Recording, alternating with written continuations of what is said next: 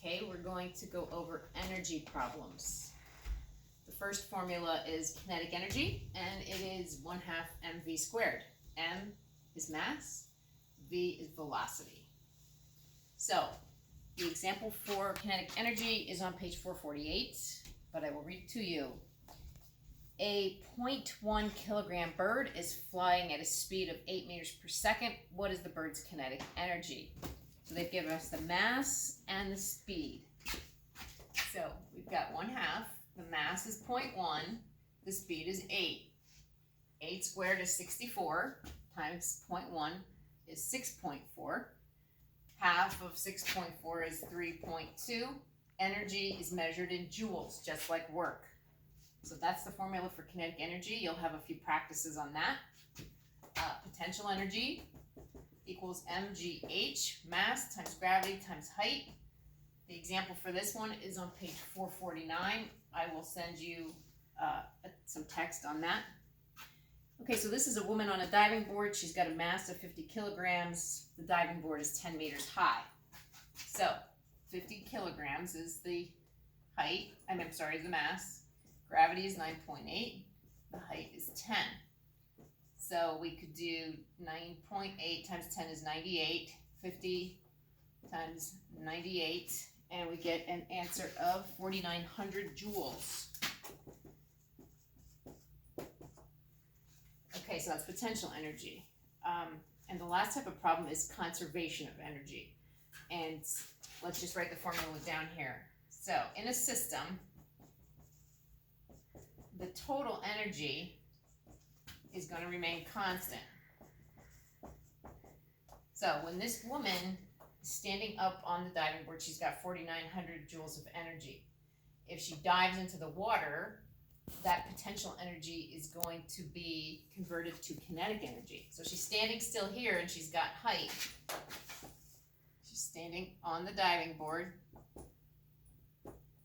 She's got potential energy. And she's going to dive into the water, and when she gets down here, she won't have any height anymore, but all of that energy will be motion, and she'll have speed down here. So that is going to be the next part of this chapter. I'm going to start at the top, and we're going to figure out how fast that woman's going when she hits the water. Okay, so conservation of energy. Conservation of energy. Okay, so the kinetic and potential energy at the beginning have to equal the kinetic and potential energy at the end. Okay, so when she's standing up here on the diving board, well, let's make it more like a diving board. She's got potential, but no kinetic. She's not moving. So at the top of the diving board, she's not moving, but she has potential energy. Now, when she's getting ready to hit the water, that's not too good, but when she's here, hitting the water, she doesn't have any height anymore, but she's moving. So she's got 1/2 mv squared, but she doesn't have any potential energy. So let's figure out how fast she's going when she hits the water. We already know that her potential energy is 4,900 joules because that was the last problem. So we got 1/2, and we know she's 50 kilograms, but we have an unknown, v squared. 1/2 of 50 is 25. Okay, so how do I get v by itself? Well, first we have to divide each side by 25, and I get v squared equals 196. Take the square root of each side, and v equals 14 meters per second. So that is how we do conservation of energy problems. I'd like to do one more, and I'm going to do the example from page 458. You will have that in your text. Okay.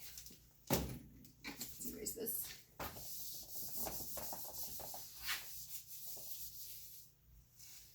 Okay. At a construction construction site, a 1.5 kilogram brick is dropped and hits the ground at a speed of 26 meters per second. What is the potential energy of the brick before it was dropped? So let's see what they've given us. They've given us a mass of 1.5 kilograms. It's kind of similar. So you got a brick up here, and when it's up here, it has potential energy, but it's going to go down and hit the ground, and when it's just hitting the ground, it has kinetic but no potential. So its potential energy is mgh. When it's at the top, it's not moving. That's what we're going to look for. This is what we want to solve. Okay, when it hits the ground, it has no potential energy, but it has kinetic.